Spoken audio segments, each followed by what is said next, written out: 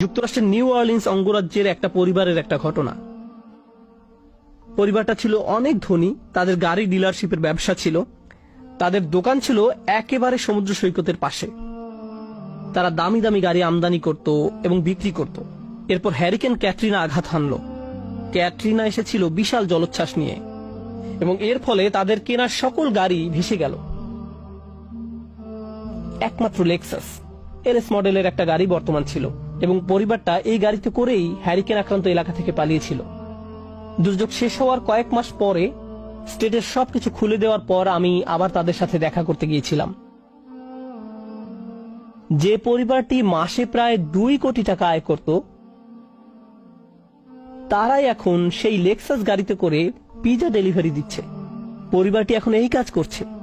এক ব্যক্তির পিজা দোকানের জন্য তাদেরকে হায়ার করা হয়েছিল। মা বাবা দোকানে পিজা বানাতো আর ছেলে লেক্সাসে করে সেই পিজা ডেলিভারি দিত। আমি যখন এটা দেখলাম, কল্পনা করতে পারেন অন্য কেউ যদি এরকম পরিস্থিতিতে পড়তো, অন্য কোনো মিলিয়নিয়ার যদি এভাবে দেউলিয়া হয়ে যেত, তাদের কি হতো? তারা সম্পূর্ণ হতাশ হয়ে যেত, মদের বোতল হাতে জীবন পার করে দিত। কারণ তারা মনে করত যা তাদের ছিল তাই তাদের শক্তিশালী করেছে। এখন যেহেতু এই সম্পদ হারিয়ে গেছে, আমার পক্ষে আর এই পরিস্থিতি মোকাবেলা করা সম্ভব নয়, এই ধরনের ক্ষতি সহ্য করা সম্ভব নয়। কিন্তু এই পরিবারের ক্ষেত্রে যখন আমি তাদের সাথে দেখা করলাম, সবাই খুবই শান্ত, নির্বিঘ্ন।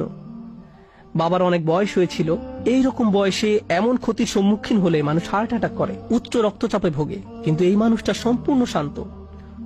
তো আমি তাকে জিজ্ঞেস করলাম, কিভাবে এটা সম্ভব? আমি এমনকি আমার প্রশ্ন করাও শেষ করতে পারিনি, আমি শুধু বললাম কিভাবে। তিনি হেসে উঠলেন।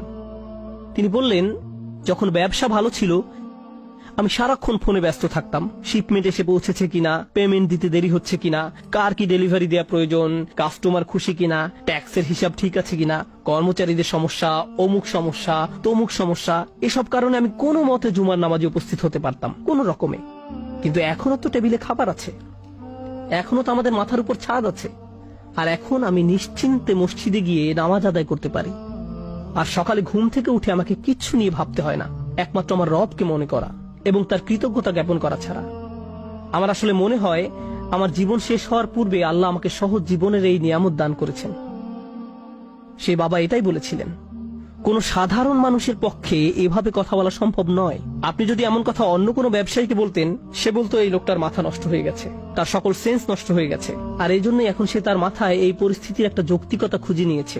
আপনাদেরকে একটা কথা বলছি, একজন মানুষের পক্ষে কেবল তখনই এভাবে কথা বলা সম্ভব যখন সে বুঝতে পারে যেসব জিনিসের পিছনে সে ছুটছে তা দুর্বল। কেবলমাত্র আল্লাহই শক্তিশালী।